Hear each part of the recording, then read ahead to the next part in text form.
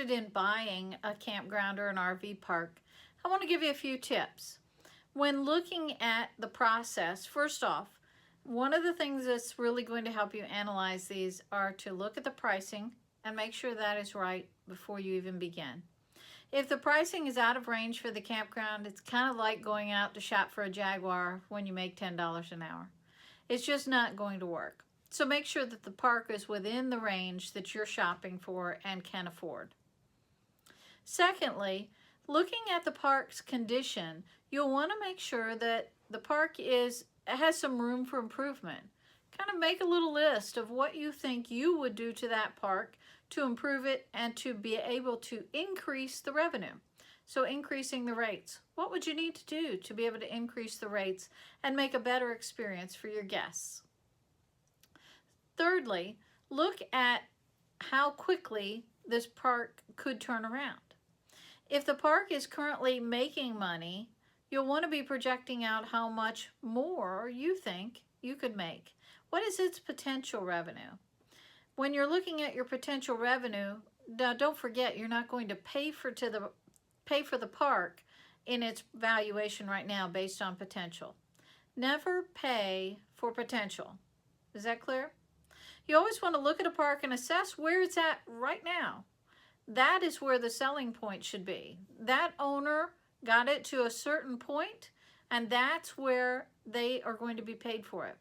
You're going to assess mentally what you think the potential is and use that in your decision making going forward.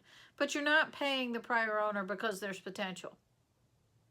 Okay, and also when you're looking at the park and looking at amenities, make sure that you're comparing based on who your average guest would be to the amenities.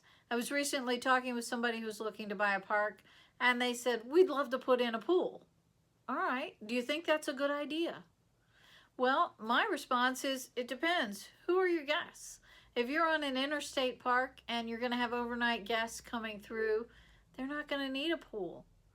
So you may be just spending the money to create a pool for yourself, and it may not make you any money.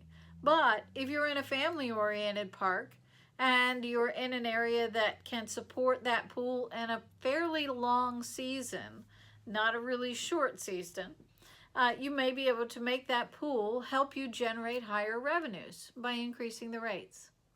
So we offer services to help look at the assessment of buying a park, comparisons of different parks, looking at the due diligence process in buying a park and looking at the numbers.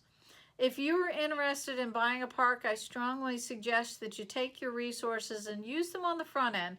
Make a good investment in the due diligence process before you make a large investment in buying a park.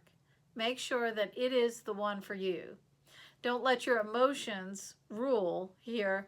Do take some looks at the quantitative part of buying a park too. So I'm Donna Bordeaux. If I can help you in any way with your assessment of buying a park, don't hesitate to let me know.